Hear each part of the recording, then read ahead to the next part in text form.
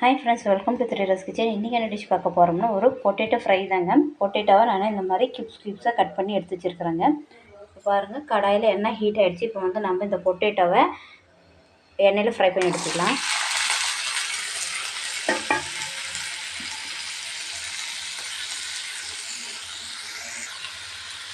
ஒரு 2 table spoon oil இருந்தால் போதும். இதை வந்து நம்ம எண்ணெயிலே ஃப்ரை பண்ணி எடுத்துக்கலாம்.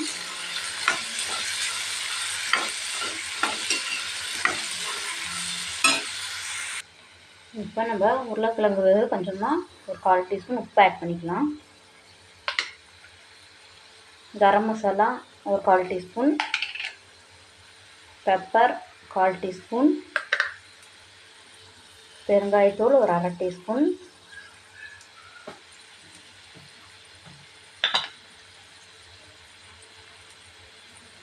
மஞ்சள் தூள் ஒரு 1/4 டீஸ்பூன்.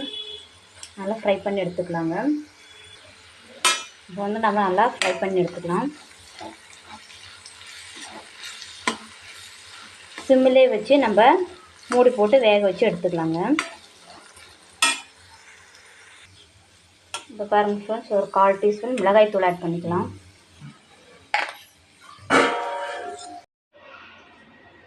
பாருங்கள் ஃப்ரெண்ட்ஸ், பொட்டேட்டோ ஃப்ரை ரெடி ஆகிடுச்சு. நான் வேறு ஒரு ரோலுக்கு மாற்றிட்டேன்.